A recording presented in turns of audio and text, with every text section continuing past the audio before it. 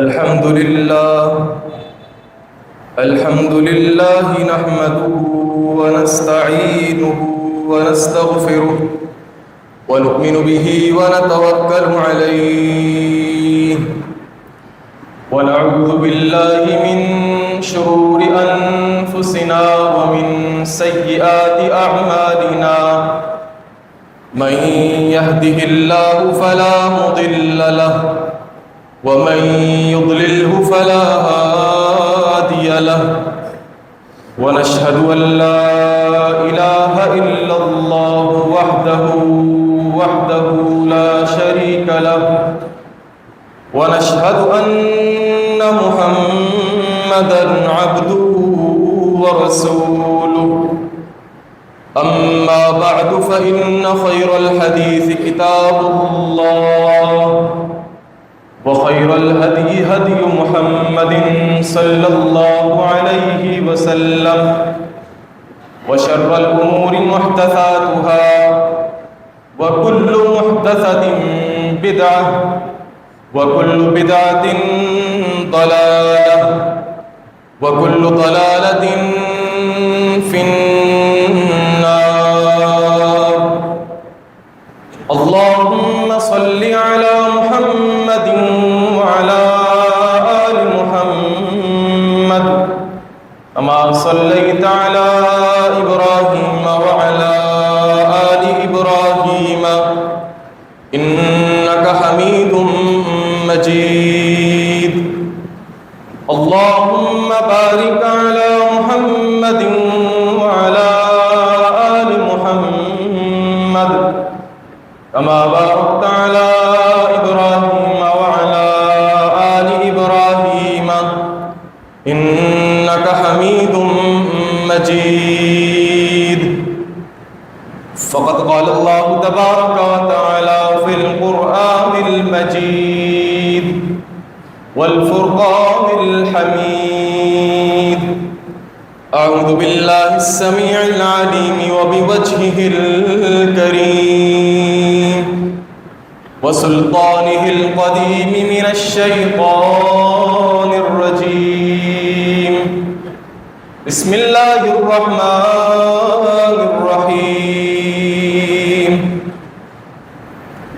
وما من دابة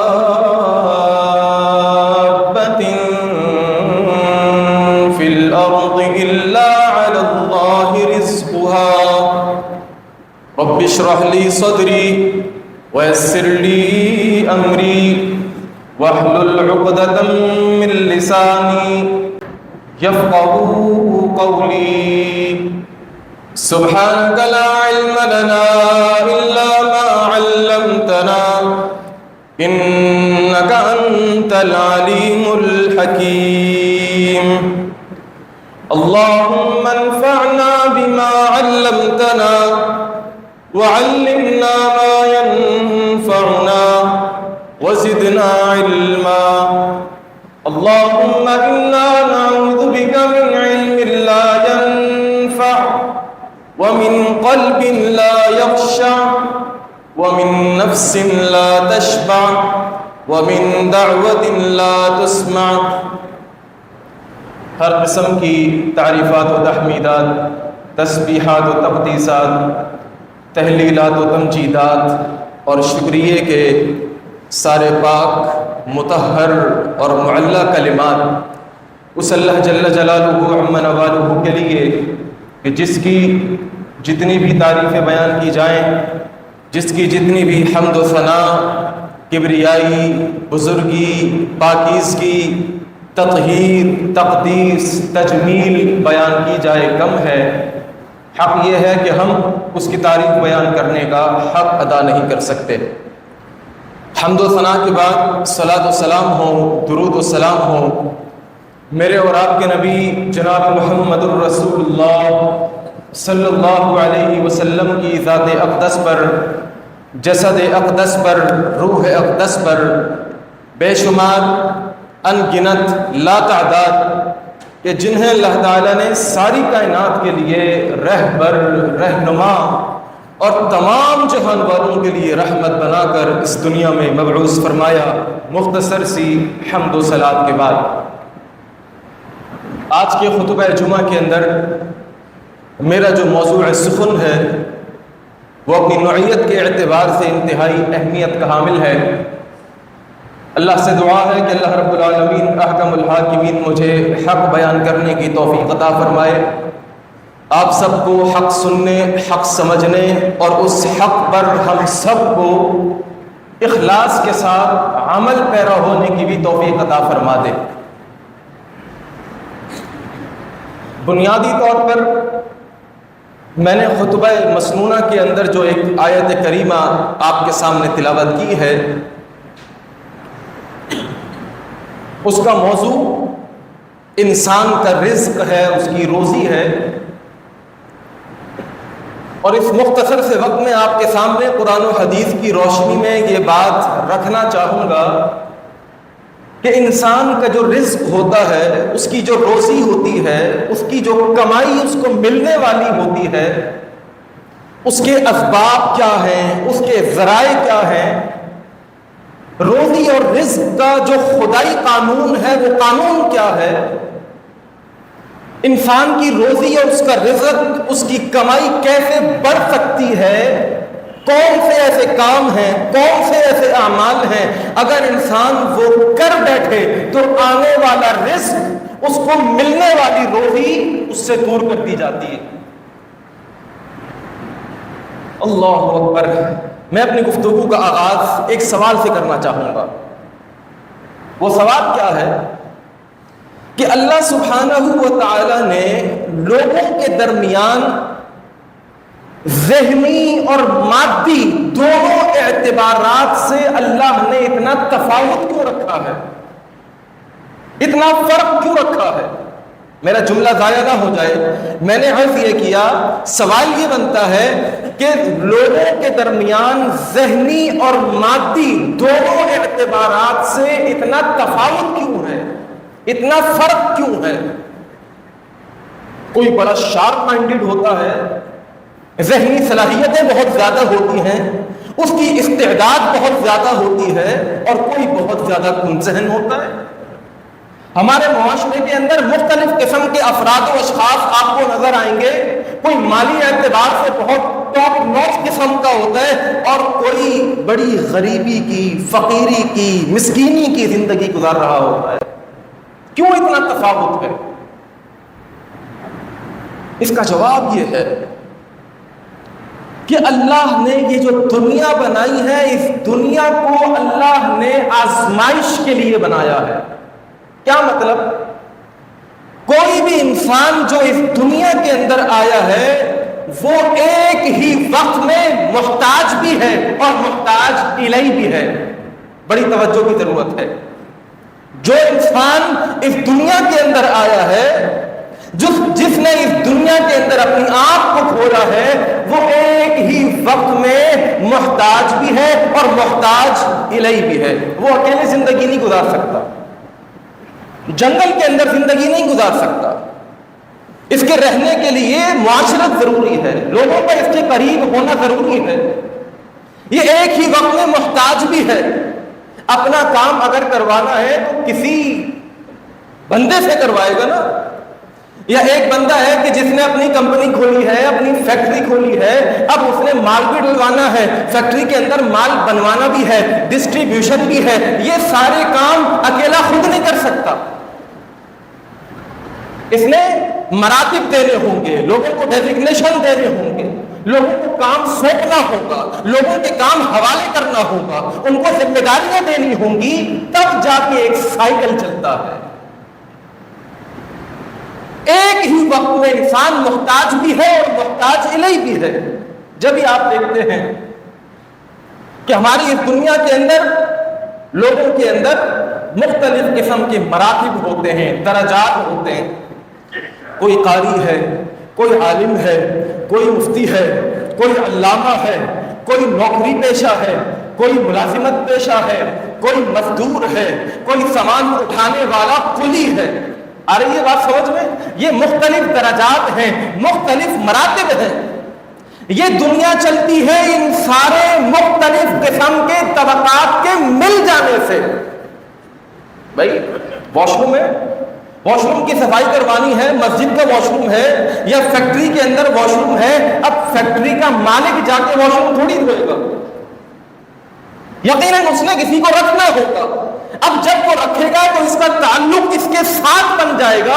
میں نے شروع میں ایک جملہ عرض کیا تھا کہ دنیا میں آنے والا ہر شخص محتاج بھی ہے, محتاج الیہ بھی ہے, خود بھی محتاج اور یہ خود کسی اور کے لیے بھی محتاج, دوسرا بھی اس کے لیے محتاج. یہ فلسفہ آپ کہیں گے کہاں سے لے کر کے آ گئے؟ میں آپ کے سامنے قرآن مجید کی 2 آیات کریمہ تلاوت کرتا ہوں, بڑی توجہ رکھیے گا. اللہ فرماتا ہے اچھا یہ طبقات کی تقسیم کیوں ہے؟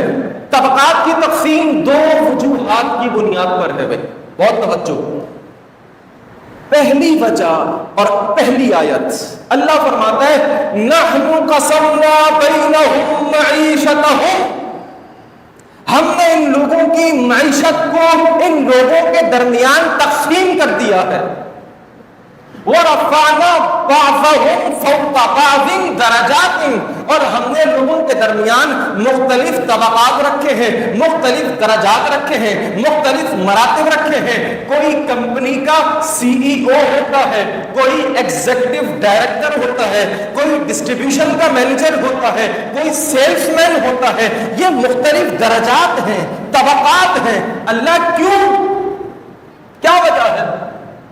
میرے پاس پیسہ کم, اس کے پاس زیادہ, اس کے پاس بڑی گاڑی, میرے پاس چھوٹی گاڑی, اس کے پاس بڑا بنگلہ اور میں ایک کرائے کے مکان میں رہتا ہوں. یہ تقسیم کیوں ہے آخر؟ اللہ اکبر کبیرہ. رب فرماتا ہے لِيَتَّخِذَ بَعْضُهُمْ بَعْضًا سُخْرِيًّا, تاکہ لِيَتَّخِذَ بَعْضُهُمْ بَعْضًا سُخْرِيًّا, تاکہ تم دوسروں سے خدمتیں لے سکو, تاکہ تم دوسروں کو اپنے ماتحت کر سکو, ان کے ذریعے سے اپنے کام کروا سکو. ایک بندہ ہے دکان کھول لیے. اب دنیا میں اگر ہر شخص دکان کھولنے کے قابل ہو جائے, دکان چلانے کے قابل ہو جائے, تو دکان میں کام کرنے کے لیے آپ کس کو رکھیں گے؟ آ رہی ہے بات سمجھ میں؟ لِيَتَّخِذَ بَعْضُهُمْ بَعْضًا سُخْرِيًّا, یہ طبقات کی تقسیم, یہ مختلف مراتب, یہ مختلف درجات اس لیے رکھے ہیں تاکہ تم دوسروں سے خدمتیں لے سکو, ان کو ماتحت کر سکو, ان کو پیسے دے کر اپنا کام کروا سکو. پہلی وجہ سامنے آ گئی. اور دوسری وجہ ان مختلف طبقات کی اللہ فرماتا ہے رفع بعضهم فوق بعض درجات. ٹھیک ہے جی, اللہ فرماتا ہے مختلف درجات دیے ہیں. اللہ بات سمجھ میں آ رہی ہے, تو نے مختلف طبقات رکھے ہیں, وجہ کیا ہے؟ وجہ تو بتا. رب فرماتا ہے میرے بندے لِيَبْلُوَكُمْ, یہ جملہ ہے جو آج آپ نے اپنے ساتھ لے کر کے جانا ہے. اللہ فرماتا ہے میرے بندے تجھے جو میں نے منزل دی ہے, تجھے جو میں نے درجہ دیا ہے, تجھے جو میں نے ڈیزگنیشن دیا ہے, جو مقام اور مرتبہ دیا ہے, اس کی وجہ یہ ہے لِيَبْلُوَكُمْ فِيمَا آتَاكُمْ. آج تم کہیں کے چودھری ہو, آج تم کہیں کے سربراہ ہو, آج تم کہیں کے محتمم ہو, آج تم کہیں کے منتظم ہو, آج کہیں کی ذمہ داری تمہارے اوپر سونپ دی گئی ہے, تو یاد رکھو لِيَبْلُوَكُمْ, اس کی وجہ یہ ہے کہ اللہ تمہیں آزمانے کے لیے یہ دیتا ہے. لِيَبْلُوَكُمْ, تمہیں آزماتا ہے پیسہ دے کر, تمہیں آزماتا ہے فیکٹری کھلوا کر, تمہیں آزماتا ہے پیسہ چھین کر, غریبی دے کر. یہ اللہ کی طرف سے تقسیم ہے. تو اب تک کی گفتگو سے یہ بات واضح ہو گئی. تو یہ جو طبقات کی تقسیم ہے 2 بنیادی وجوہات کی بنا پر ہے. پہلی وجہ یہ ہے کہ اللہ سبحانہ و تعالی لوگوں کو آزماتا ہے. ٹھیک ہے جی, اپنی گفتگو کو مزید آگے بڑھاتے ہیں. رزق کی تقسیم, روزی کی تقسیم, مختلف لوگوں کی مختلف کمائیاں ہوتی ہیں. اس میں اللہ کا قانون کیا ہے 3 آیات آپ کے سامنے پڑھ کر اپنی گفتگو کو آگے بڑھاؤں گا، بڑی توجہ فرمائیے گا۔ اللہ فرماتا ہے اللہ یبسط الرزق لمن یشاء ویقدر، اللہ ہی ہے کہ جس کا چاہے رزق بڑھا دے اور جس کا چاہے رزق گھٹا دے۔ ایک اور مقام پہ فرماتا ہے کل، اے میرے حبیب آپ ان کو بتا دیجئے، ان کو سکھا دیجئے، اس دنیا میں پیدا ہونے والے ہر شخص کو یہ بتا دیجئے ان ربی، میرا رب ہے یبسط الرزق لمن یشاء ویقدر، جس کا چاہے رزق بڑھا دے اور جس کا چاہے رزق گھٹا دے۔ ایک اصولی بات آپ کی خدمت میں عرض کروں، لیکن اس سے پہلے ایک آیت سن لیجئے۔ اللہ فرماتا ہے اولم یروا، کیا یہ لوگ دیکھتے نہیں ہیں؟ کیا یہ لوگ غافل بیٹھے ہوئے ہیں؟ کیا یہ لوگ تدبر نہیں کرتے؟ کیا یہ لوگ سوچ اور فکر نہیں کرتے کہ ان اللہ یبسط الرزق لمن یشاء ویقدر؟ اب آپ دیکھیں اپنی پریکٹیکل لائف کے اندر، آج سے 20 سال پہلے جو لوگ بڑے بڑے معاشرے کے کاروباری کہلایا کرتے تھے، جن کے پاس بڑا بینک بیلنس ہوا کرتا تھا، جدی پشتی جائیدادیں ان کے پاس ہوا کرتی تھیں، آج وہ کہاں پر کھڑے ہوئے ہیں؟ پتہ یہ چلتا ہے کہ روزی اور رزق کا جو قانون ہے وہ خدائی قانون ہے۔ کسی کے کوئی وظیفہ بتا دینے سے، کہیں پر کوئی چادر چڑھا دینے سے، اپنے ہاتھ کے اوپر کوئی تعویذ لٹکا لینے سے انسان کی روزی کے اندر کمی نہیں ہوتی، انسان کی روزی کے اندر توسیع نہیں ہو سکتی۔ یہ اللہ کا خدائی قانون ہے۔ میرے دوستوں، میرے بزرگوں، میری ماؤں اور بہنوں، یاد رکھیے کہ اس دنیا کے اندر جتنے بھی جاندار ہیں، وہ جنات ہو، وہ انسان ہو، حضرت آدم علیہ السلام سے لے کر قیامت کی صبح تک پیدا ہونے والے ہر انسان کے لیے جو رزق ہے اس کی تقسیم خدائی قانون کے مطابق ہے۔ اس کو رزق ملے گا خدائی قانون کے تحت۔ ہر جاندار کا رزق اللہ کے ہاتھ میں ہے۔ رب فرماتا ہے وَمَا مِن دَابَّةٍ فِي الْأَرْضِ، دابۃ، کیا اللہ نے مثال کی ہے، کیا جملہ کہا ہے۔ اللہ نے جنات کا لفظ استعمال نہیں کیا، اللہ نے انسانوں کا لفظ استعمال نہیں کیا۔ اللہ فرماتا ہے میرے بندے دابۃ، زمین پر رینگنے والا کیڑا مکوڑا، حشرات الارض، اس کا رزق بھی اللہ کے ہاتھ میں ہے۔ چیونٹی کا رزق، اللہ اکبر، پہاڑ ہے، رات کی تاریکی ہے، ظلمتیں ہیں، اندھیرا ہی اندھیرا ہے، اور اس اندھیرے کے اندر ایک چلنے والی چیونٹی، ایک رینگنے والا کیڑا، رب فرماتا ہے الا علی اللہ رزقھا، اس کو بھی اگر رزق پہنچتا ہے تو اس کو پہنچانے والے بھی ہم ہیں۔ سمندروں کے اندر مچھلیوں کو رزق پہنچانے والا اللہ ہے۔ آئیے میں آپ کو ایک روایت سناتا ہوں، اور اس روایت کا تعلق اسرائیلی روایات کے ساتھ ہے۔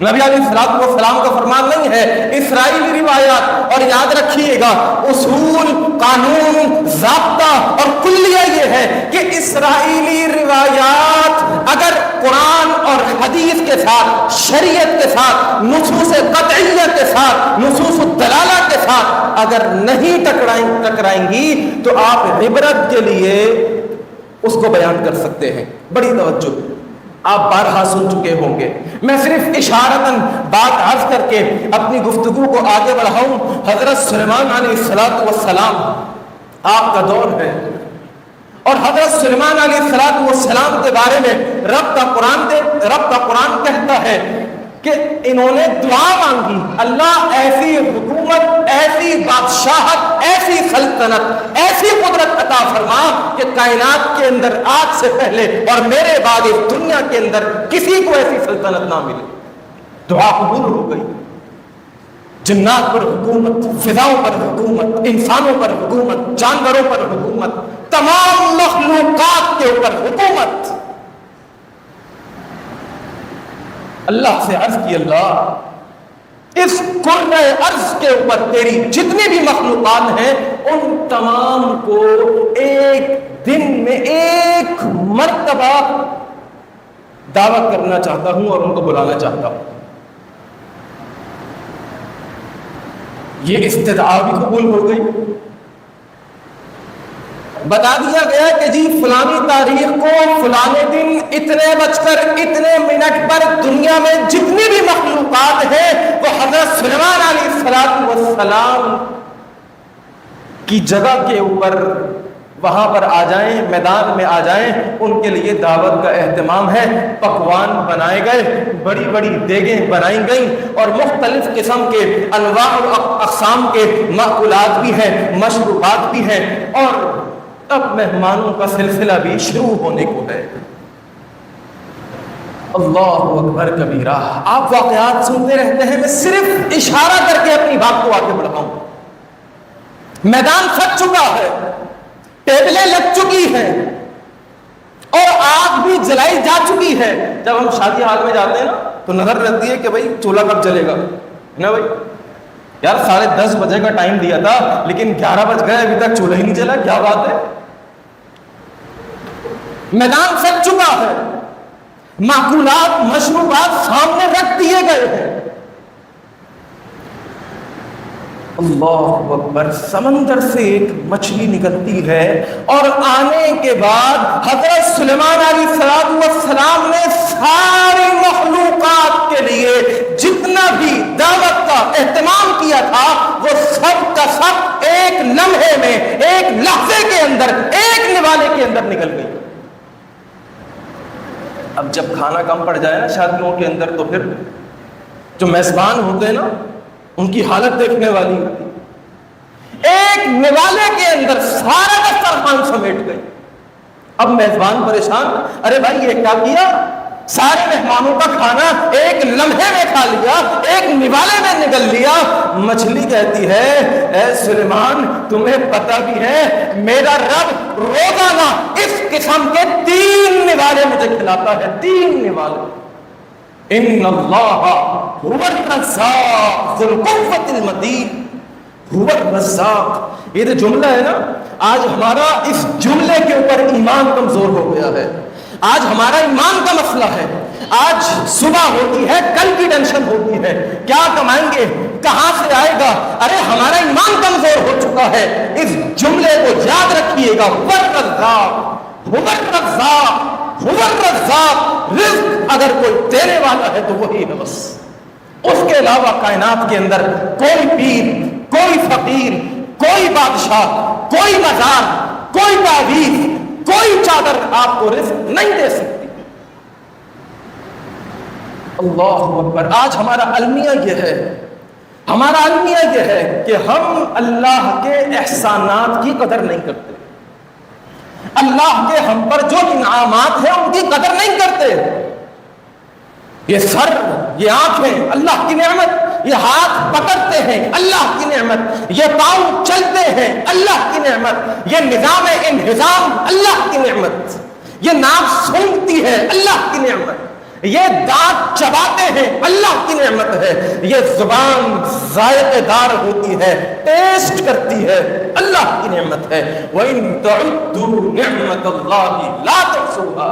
اے میرے بندے اگر تم میری نعمتوں کو شمار کرنا چاہے نا، اٹس انکاؤنٹیبل. لا تحصوها، نہیں کاؤنٹ کر سکتا.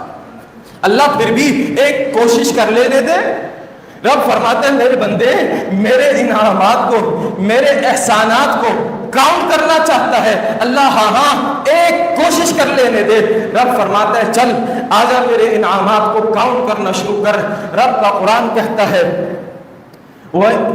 قُلْ لَوْ كَانَ الْبَحْرُ مِدَادًا لِكَلِمَاتِ رَبِّي لَنَفِدَ الْبَحْرُ قَبْلَ أَن تَنْفَدَ كَلِمَاتُ رَبِّي.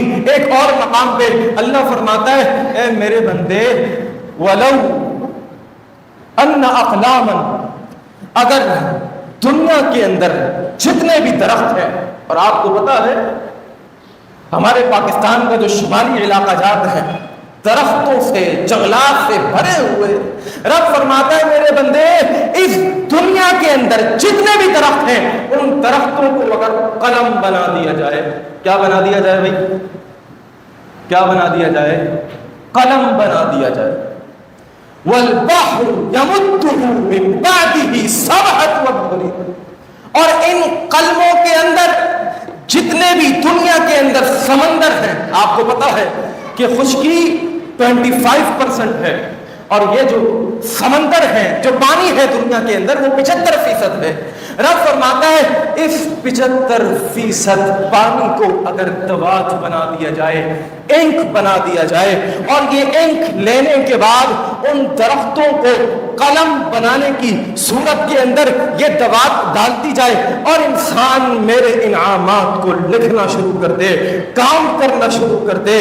رب فرماتا ہے میرے بندے یہ دوات بھی ختم ہو جائے گی، یہ درخت بھی ختم ہو جائیں گے، اور یاد رکھیے آپ نہیں، ہم نہیں، ہماری ساتویں پشت اگر اللہ کے احسانات کو لکھتی رہے لکھتے قیامت کی صبح تک وہ انک ختم ہو جائے گی، وہ دوات ختم ہو جائے گی، لیکن کوئی دنیا کے اندر اللہ کے احسانات کو کاؤنٹ نہیں کر سکتا. انکاؤنٹیبل. مزید اپنی گفتگو کو آگے بڑھاتا ہوں. ابن حبان کی روایت ہے، میرے اور آپ کے نبی جناب محمد الرسول اللہ صلی اللہ علیہ وسلم نے فرمایا آج لوگ پریشان ہوتے ہیں، یار روزی کا مسئلہ ہے، رزق کا مسئلہ ہے، بڑی تنگی ہے، پیسے نہیں ہے. آئیے میں آپ کو بتاؤں، میرے اور آپ کے نبی جناب محمد الرسول اللہ صلی اللہ علیہ وسلم نے فرمایا ان الرزق، بے شک رزق، لَيَطْلُبُ الْعَبْدَ، اپنے بندے کے پاس پہنچ جاتا ہے، اس کے پاس آ جاتا ہے، اور اس کے پاس آنا ہی آنا ہے جس طریقے سے کما یطلب اجلہ، جس طرح انسان کی موت میں اس کے پاس آنا ہے. اب اس حدیث کا لوگ غلط مفہوم سمجھتے ہیں کہ جی ہم نے تو حدیث میں پڑھا تھا کہ میرا رزق مجھے ملے گا جس طرح میرے پاس میری موت میں آنا ہے، تو اب تو مجھے کام کاج کی ضرورت ہی نہیں ہے، میں تو گھر میں بیٹھ جاؤں، موبائل استعمال کروں، دنیا جہاں کی فیس بک کے اوپر، انسٹاگرام کے اوپر، ٹک ٹاک پر مختلف قسم کی ویڈیوز دیکھتا رہوں، تو جس طرح میری موت نے مجھ پر آنا ہے میرے رزق نے بھی آنا ہے میرے پاس. غلط مفہوم سمجھ کر غلط مطلب لے لیا اس حدیث کا. آئیے میں آپ کو ایک اور حدیث سناؤں، سلسلہ صحیحہ کی روایت ہے، میرے اور آپ کے نبی جناب محمد الرسول اللہ صلی اللہ علیہ وسلم کا ارشاد ہے. آپ نے فرمایا یہ ان لوگوں کے لیے جو گھر میں بیٹھے ہوئے ہوتے ہیں، کوئی کام کاج نہیں ہے. ہاں جی کیا کرتے ہیں آپ؟ کوئی کام تو کچھ نہیں ہے بھائی، پھر کیا کرتے ہیں؟ گھر میں بیٹھتے ہیں. گھر میں کیا کرتے ہیں؟ بس گھر میں گھر والوں کے ساتھ جو وہ کرتے ہیں. یہ بھی کوئی زندگی ہے، یہ بھی کوئی لائف ہے کہ انسان کچھ نہ کرتا ہو. مرد کی مردانگی اس کے اندر ہے کہ وہ صبح ہونے کے بعد گھر میں نہ بیٹھے. مرد کی مردانگی اس کے اندر ہے کہ وہ گھر سے نکل کر اپنے معاش کی فکر کرے. نبی علیہ الصلوۃ والسلام نے فرمایا لا تستبطئوا فی الرزق، اپنے رزق کے حصول میں، اپنے رزق کی تلاش کے اندر کبھی بھی سستی اور مایوسی مت دکھانا، کبھی بھی سستی اور کاہلی کا شکار مت ہو جانا. بیٹھے ہوئے تو بیٹھے ہوئے ہیں، لیٹے ہوئے تو لیٹے ہوئے ہیں، سو رہے تو سو رہے تو سو رہے. ایک شخص میرے پاس آیا، کہنے لگا مفتی صاحب بڑا مسئلہ ہے، مسئلہ یہ ہے کہ مجھ سے اٹھا نہیں جاتا، دل چاہتا ہے بس سوتا رہوں تو سوتا رہوں تو سوتا رہوں. انا للہ و انا الیہ راجعون. مقصد کچھ نہیں ہے، لائف کے اندر کوئی ویژن نہیں بنایا ان لوگوں نے، کیا کرنا ہے، کیا مقاصد ہے، کیا فریم ورک ہے، کس طریقے سے اپنے آپ کو آگے لے کر کے جانا ہے، اپنے خاندان کو آگے لے کر کے جانا ہے. لا تستبطئوا فی الرزق، رزق کے حصول کے اندر انسان کبھی بھی سستی مت دکھائے. ہاں یار موبائل بھرا ہوا ہے، بہت سارے لوگ رابطہ کرتے ہیں، لیکن بس یار جب ٹائم ہوتا ہے جواب دے دیتا ہوں. لوگ کہہ رہے ہیں مال پہنچاؤ، مال چاہیے، ہاں ہاں دے دوں گا بھائی دے دوں گا. انا للہ و انا الیہ راجعون. اور ہم ہیں بڑے پکے مسلمان نمازی. ارے یہ بھی اس کا تعلق بھی قرآن اور حدیث کے ساتھ ہے. اپنی روزی کے حصول کے اندر سستی مت دکھاؤ. کیوں؟ اس لیے فَإِنَّهُ لَن يَمُوتَ الْعَبْدُ حَتَّى يَبْلُغَهُ آخِرُ رِزْقِهِ هُوَ لَهُ. انسان پر موت نہیں آنی جب تک اس کے حق میں لکھا ہوا آخری رزق اس کو نہ مل جائے. نہیں مرے گا. اللہ نے جتنا دینا ہے وہ دے کر کے رہے گا.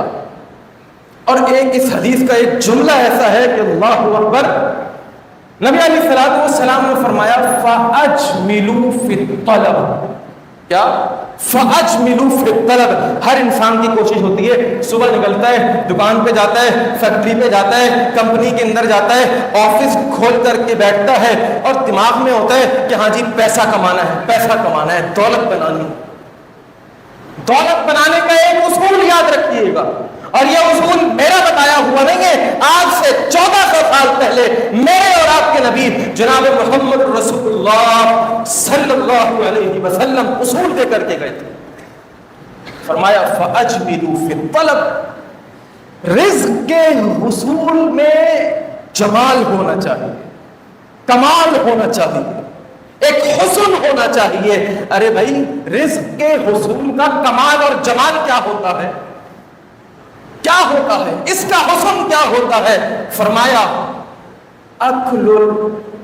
اخذ الحلال وترک الحرام. پیسے کی کمائی کے راستے کے اندر بہت سے راستے کھل کے سامنے آئیں گے. سیدھے راستے پہ چلتے چلتے شیطان آئے گا اور کہے گا ارے بھائی بہت دیر لگ جائے گی وہاں تک پہنچنے میں، یہ سیدھے ہاتھ پہ جو شارٹ کٹ جا رہے ہیں نا یہاں سے پیسہ جلدی آئے گا. یہ جو الٹے ہاتھ میں بہت سارے راستے ہیں نا یہ پیسہ جلدی آئے گا، یہاں سے جلدی گاڑی آئے گی، جلدی بینک بیلنس بنے گا، جلدی جائیداد بن جائے گی. میرے دوستوں، میرے بزرگوں، اخذ الحلال و ترک الحرام. اس کمائی کے راستے کے اندر ایک طرف حلال کا مال ہوگا، دوسری طرف حرام کا مال ہوگا. حسن یہ ہے، جمال یہ ہے، کمال یہ ہے کہ آپ اس پگڈنڈی کے اوپر چلتے ہوئے حلال کو لے لیں اور حرام کو چھوڑ دیں. اس لیے کہ شیطان تو آپ کے پیچھے لگا ہوا ہے. شیطان کی کوشش تو یہ ہے، اور اس نے قسم کھائی ہے، قسم کہ لآتینہم من بین ایدیہم ومن خلفہم وعن ایمانہم وعن شمائلہم. اللہ تیرے ان برگزیدہ بندوں کو بہکانے کے لیے، ہٹانے کے لیے، صراط مستقیم سے پھسلا دینے کے لیے میں ان کے آگے سے آؤں گا، پیچھے سے آؤں گا، دائیں سے آؤں گا، بائیں سے آؤں گا. ولا تجد اکثرہم شاکرین. نہیں چلنے دوں گا ان کو. سیدھا سیدھا چلنا ہے، سیدھا سیدھا. میرا یہ موضوع بڑا مفصل ہے اور وقت میرے پاس زیادہ نہیں ہے، میں زیادہ تفصیل کے اندر نہیں جاؤں گا اپنی گفتگو کو آگے بڑھاتے ہوئے. اب یہ تو ہو گیا خدائی قانون کہ اللہ یبسط الرزق لمن یشاء ویقدر. یہ اللہ کے ہاتھ میں ہے، جس کا چاہے رزق بڑھا دے اور جس کا چاہے رزق گھٹا دے. لیکن یاد رکھیے گا جب کوئی اصول بنتا ہے، ہر کوئی اصول بناتا ہے، دکان کا اصول، فیکٹری کا اصول، مسجد کا اصول، قواعد اور ضوابط بنتے ہیں، لیکن کبھی کبھار اس کے اندر استثنائیت بھی ہوتی ہے. آ رہی ہے بات سمجھ میں کہ جی یہ بڑے ہمارے وی آئی پی ہیں، یہ اصول ان پر لاگو نہیں ہوتا، یہ مستثنا ہے. آ رہی ہے بات سمجھ لیں، جس کو کہتے ہیں ایکسیپشنل لا. ان کو ایکسیپشن حاصل ہے. اب آئیے گا وہ اعمال کہ جن کے کرنے سے انسان کا رزق اس اصول سے ہٹ کر اللہ سبحانہ و تعالی بڑھا دیتا ہے. ایکسیپشن مل جاتی ہے، انسان کو استثنائیت حاصل ہو جاتی ہے. میں بہت ہی اختصار کے ساتھ 8-7 منٹ کا وقت رہ چکا ہے، 3-4 حدیثیں اور 2-3 قرآن کی آیات آپ کے سامنے رکھتا ہوں اور بات ختم ہوتی ہے. رب فرماتا ہے میرے بندے، میں صرف تذکیر کے طور پر آپ کے سامنے رکھ رہا ہوں، ورنہ آپ ماشاءاللہ سالوں سے سنتے آ رہے ہیں. رب کہتا ہے وَمَن يَتَّقِ اللَّهَ، جو شخص اپنی اس پریکٹیکل لائف کے اندر اللہ سے ڈر جائے، بس اللہ نے جو کام انسان کا دنیا میں اس کے ذمہ لگایا ہوا ہے، اس کام کی ادائیگی کرتے ہوئے، اپنے فرض کو نبھاتے ہوئے، اپنے منصب پر رہتے ہوئے اللہ سے انسان ڈر جائے۔ کبھی کبھار ہوتا ہے نا کہ انسان ایسا پھنس جاتا ہے، آگے جانے کا راستہ نہیں، پیچھے سے پھنس گیا، یہاں سے پریشانی، یہ پریشانی۔ رب فرماتا ہے میرے بندے پھنس گیا، اللہ پھنس گیا، پورے طریقے سے پھنس گیا، پریشانی سر کے اوپر ہے، یہ تلوار سر کے اوپر لٹک رہی ہے، کیا کروں، کہیں جانے کا راستہ نہیں ہے۔ رب فرماتا ہے میرے بندے، اچھا سچویشن کو اور مزید تھوڑا سا ہم پختہ کرتے ہیں کہ ایسی کنڈیشن بن چکی ہے، ایسی سچویشن بن چکی ہے کہ جان کنی کا عالم ہے، یہاں پر پیسے دینے ہیں اور بینک کہتا ہے لے لو 3-4 لاکھ کروڑ، اٹھا لو مجھ سے پیسے، لیکن انٹرسٹ بھی دینا ہوگا۔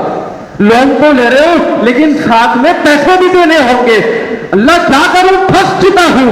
رب فرماتا ہے میرے بندے وَمَن يَتَّقِ اللَّهَ يَجْعَل لَّهُ مَخْرَجًا، میرے بندے مجھ سے ڈر جا، مجھ سے ڈر جا، میں تیری اس کیفیت کو جانتا ہوں، میں جانتا ہوں کہ تو پھنسا ہوا ہے، اور میں یہ بھی جانتا ہوں کہ میں تجھے نکال سکتا ہوں۔ اللہ کیا کروں، رب فرماتا ہے مجھ سے ڈر جا۔ اللہ فائدہ کیا ہوگا، رب فرماتا ہے یجعل لہ مخرجا۔ آپ جب ٹریولنگ کرتے ہیں نا، کہیں ایئرپورٹ وغیرہ پہ جاتے ہیں تو وہاں لکھا ہوا ہوتا ہے ایگزٹ، یہاں سے باہر نکلیے، چاروں طرف سے راستہ اگر بند ہے، کوئی راستہ نظر نہیں آ رہا ہو، رب فرماتا ہے یجعل لہ مخرجا، میں نکالوں گا تیرے لیے دروازہ۔ اللہ پیسے کا کیا ہوگا، رب فرماتا ہے میرے بندے پیسے کی ٹینشن لیتا ہے، آسن وَيَرْزُقْهُ مِنْ حَيْثُ لَا يَحْتَسِبُ، وہاں سے انتظام کروں گا جہاں سے تو نے سوچا بھی نہیں ہوگا۔ اور یہ ہم دیکھتے ہیں اپنے معاشرے کے اندر کہ انسان پریشان ہو جاتا ہے، اللہ کس طریقے سے تو نے میری مدد کی ہے، اور ہر کوئی چاہتا ہے، میں بہت اختصار کے ساتھ آپ کے سامنے عرض کر رہا ہوں، ہر کوئی چاہتا ہے کہ روزی اور رزق کے اندر فراوانی ہو جائے، ہاتھ کھلا ہو جائے، اور انسان کی عمر کے اندر ذرا اضافہ کر دیا جائے، 60 کے بجائے 70 جی لیں، 70 کے بجائے 80 جی لیں۔ بخاری کی روایت ہے، میرے اور آپ کے نبی جناب محمد الرسول اللہ صلی اللہ علیہ وسلم نے فرمایا من احب، جس شخص کو یہ بات پسند ہے، ان یبسط لہ فی رزقہ، کہ انسان کے رزق کے اندر اضافہ کر دیا جائے، ماہانہ جو آمدنی ہے اس کو بڑھا دیا جائے، کاروبار ایک دکان ہے 2 ہو جائیں، ایک فیکٹری ہے 4 ہو جائیں، جس کو یہ بات پسند ہے کہ اس کا رزق بڑھ جائے اور اس کی عمر کے اندر اضافہ ہو جائے، ایک کام کر لے بھائی بس۔ رب کہتا ہے میرے بندے صرف ایک کام کرنا ہے، اور وہ کام یہ ہے فَلْيَصِلْ رَحِمَهُ، رشتہ داری کو جوڑنا ہوگا، صلہ رحمی کرنی ہوگی۔ آج انسان پریشان ہوتا ہے، یار کاروبار کرنا چاہتا ہوں، فریم ورک تیار کر لیا ہے، آئیڈیا بھی دماغ میں ہے، اس آئیڈیا کو پیپر کے اوپر لکھ دیا ہے، اور اس پیپر کے بعد دکان بھی خرید لی ہے، ایگزیکیوشن باقی ہے بس۔ بات سمجھ میں نہیں آ رہی، لوگ تعریف ہی بڑی کرتے ہیں، یار آپ کو جو پروڈکٹ ہے نا وہ مارکیٹ کے اندر ایسا ہے کہ آپ سے پہلے کسی نے بیچا ہی نہیں ہے، ایسا پروڈکٹ لے کر کے آئے ہیں، لیکن برکت نہیں ہو رہی، ہاتھ تنگ ہوا ہوا ہے، سب کچھ کر کے دیکھ لیا، سارے وظیفے پڑھ کے دیکھ لیے، ساری دعائیں کر کے دیکھ لی ہے، لیکن انسان کا ہاتھ تنگ ہے، کھچا ہوا ہے۔ فوراً آپ کا دماغ جانا چاہیے، اگر کسی رشتہ دار کے ساتھ قطع تعلقی کی ہوئی ہے، رشتے کو توڑ کے رکھا ہوا ہے، کسی کی وراثت کا حق کھا کر کے بیٹھے ہوئے ہیں، سمجھ جائیے بس۔ مزید آگے بڑھتے ہیں، انسان کا ملنے والا رزق، اس کے پاس آنے والا رزق اس سے فوراً یکدم ایک لمحے میں دور کیوں ہو جاتا ہے؟ کیوں ہو جاتا ہے؟ بہت سے لوگ پریشان ہوتے ہیں کہ یار ڈیل کلوز ہو گئی تھی، यार डील क्लोज हो गई थी, 2 दिन में पेमेंट होने वाली थी, मेरे पास बयाने के पैसे आ चुके थे, फिर पार्टी पीछे हो गई। उसकी वजह बताऊं मैं आपको। हदीस में आता है, इब्न हिब्बान की रिवायत है, मेरे और आपके नबी जनाब मुहम्मद रसूलुल्लाह सल्लल्लाहु अलैहि वसल्लम ने फरमाया, इन्नर रजुला, बेशक बंदा, ला युहरमु रिज़्क़, अपने रिज़्क़ से, अपनी कमाई से दूर कर दिया जाता है, महरूम कर दिया जाता है। अल्लाह क्यों, क्या वजह है? दुकान पर बैठा हुआ हूं, आने वाला का हक मेरे पास नहीं किसी और के पास चला जाए।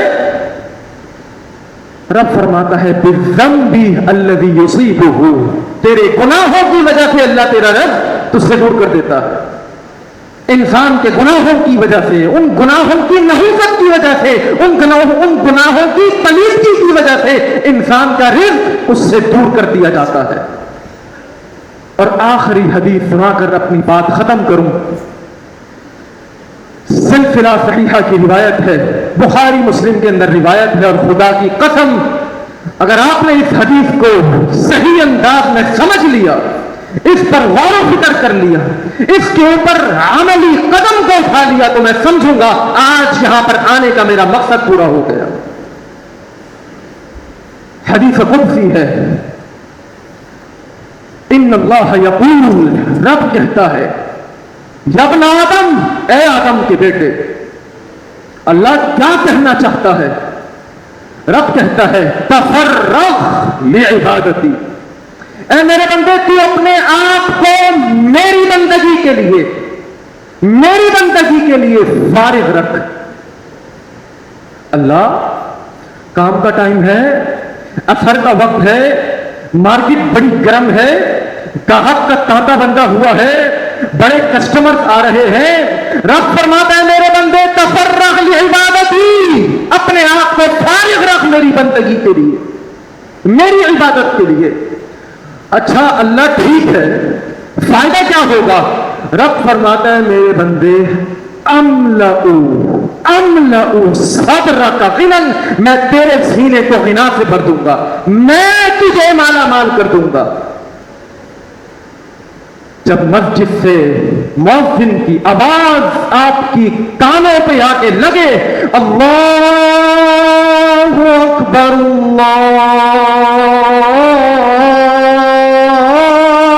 अल्लाहु अकबर, और आपकी दुकान के ऊपर कस्टमर खड़े हुए हैं, आपकी डील चल रही है, और आप अल्लाह के लिए अपने काम को छोड़कर मस्जिद में आते हैं। रब फरमाता है, मेरे बंदे तूने मेरे लिए अपनी दुकान को छोड़ा है, तूने मुझे राजी करने के लिए अपने ग्राहक को अपनी पीठ दिखाई है। अल्लाह अकबर, मैं तेरा सीना गिना से भरूंगा, मैं तुझे माला माल करूंगा। और अगर आजान सुनने के बाद हमारे कानों पर चूनी रिंगी, हम तस से मस नहीं हुए, तो रब कहता है, वइल्ला तफअल, अगर तूने ऐसा नहीं किया, मना तो यदई का शुगलन, मैं तुझे इतना काम दूंगा, इतना काम दूंगा, इतना ग्राहक होगा, इतना कस्टमर होगा, इतना क्लाइंट होगा कि तेरे पास फुर्सत नहीं होगी। वलम्मा रख, सुबह से लेकर शाम तक तू डील क्लोज करता चला जाएगा, कस्टमर को अपना माल देता चला जाएगा, क्लाइंट्स को अपना माल देता चला जाएगा। वलम्मा रख, तेरी गरीबी, तेरी मस्करत, तेरी तगल्लुल और तेरी गरीबी तुझसे दूर नहीं होगी। आज हम देखें कि हम सुबह से काम पर लगे हुए होते, उससे मीटिंग कर, ये काम कर, वो काम कर, ये माल बेच, वो माल यहां से उठा, लेकिन अपने आप को अल्लाह की बंदगी के लिए फारिग नहीं रखते। नतीजा ये होता है 40 साल, 50 साल, 60 साल की जिंदगी गुजारने के बाद हम वहीं पर होते हैं जहां से हमने आगाज किया था। अल्लाह से दुआ है कि अल्लाह रब्बुल आलमीन अहकमुल हाकिमीन हमें दीन को सही अंदाज में समझने की तौफीक अता फरमाए। हम सब की रोजी हलाल कमाई के अंदर, रोजी और रिज़्क़ के अंदर खूब खैर बरकत अता फरमाए। वअक़ूलु क़ौली हाज़ा अस्तग़फ़िरुल्लाह ली व लकुम व लिसाइरिल मुस्लिमीन मिन कुल्लि ज़ंबिन फस्तग़फ़िरूहु इन्नहु हुवल गफ़ूरुर रहीम।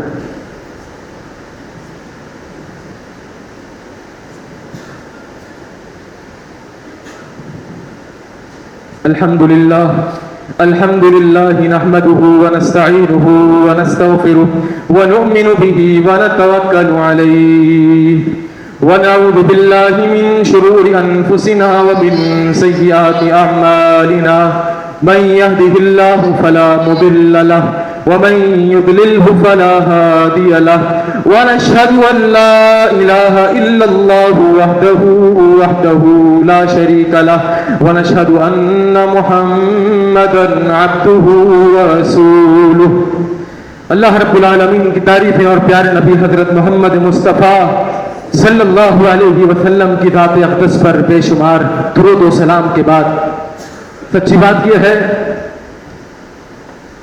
کہ میرے والد گرامی مفتی سہیب شاہی دہلوی حفظہ اللہ تعالی ومتعنا اللہ بطول حیاتہ مسجد ہاگا میں مرکز میں چوتھا جمعہ انہی کا یہاں پر فکس ہوتا ہے اور انہوں نے ہی آنا تھا، لیکن اتفاق ہے کہ انہوں نے اپنی جگہ پر جہاں پر ان کی خطابت ہوتی ہے ادھر ایک نکاح پڑھانا تھا، تو پھر امام صاحب کے حکم کی تعمیل کرتے ہوئے میں آج یہاں پر حاضر ہوا ہوں. یقین جانے میں اس ممبر کا اہل نہیں ہوں. یہ ممبر بڑا عظیم ممبر ہے. یہ ممبر ہمارے آباء و اجداد کا ممبر ہے.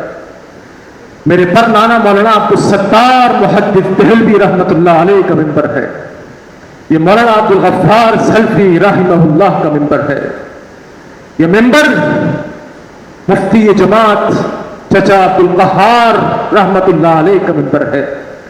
یہ ممبر مولوی جی رحمۃ اللہ علیہ، قاری جی رحمۃ اللہ علیہ، مولانا یونس دہلوی رحمۃ اللہ علیہ کا ممبر ہے. یہ بڑا عظیم ممبر ہے اور اس ممبر پر چڑھ کر یہاں پہ بیان کرنا میں اپنے لائق نہیں سمجھتا. اللہ سے دعا ہے کہ اللہ رب العالمین جنہوں نے اس جماعت کے لیے محنتیں کی ہیں، کاوشیں کی ہیں، اپنا خون پسینہ کیا ہے، دوڑ دھوپ کی ہے اور اس جماعت کو یہاں تک پہنچایا ہے، اللہ ہمارے سارے بزرگوں کی کامل مغفرت فرمائے.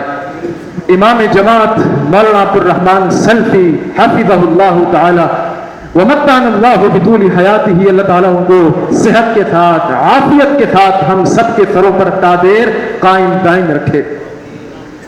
محمد سلفی صاحب نائب امیر جماعت، اللہ ان کو بھی صحت کے ساتھ عافیت کے ساتھ، مفتی انس مدنی صاحب اور میرے دادا مولانا اسحاق شاہد دہلوی رحمۃ اللہ علیہ، اللہ تعالیٰ ان کی قبر کے اوپر کروڑ رحمت نازل فرمائے. میرے استاد شیخ الحدیث مولانا شیخ ادریس سلفی رحمۃ اللہ علیہ عظیم استاد تھے، بخاری اور مسلم ان سے پڑھنے کا شرف حاصل ہوا. اللہ تعالیٰ ان کی قبر کو بھی روضۃ من ریاض الجنہ، جنت کے باغیچوں میں سے ایک باغیچہ بنا دے. ہمارا آنا، ہمارا بیٹھنا، ہمارا سننا، ہمارا بیان کرنا اللہ رب العالمین اپنی بارگاہ میں خالص کر کے منظور و مقبول فرما لے. اللہم انصر من نصر دین محمد صلی اللہ علیہ وسلم واجعلنا منہم واخذل من خذل دین محمد صلی اللہ علیہ وسلم ولا تجعلنا منہم.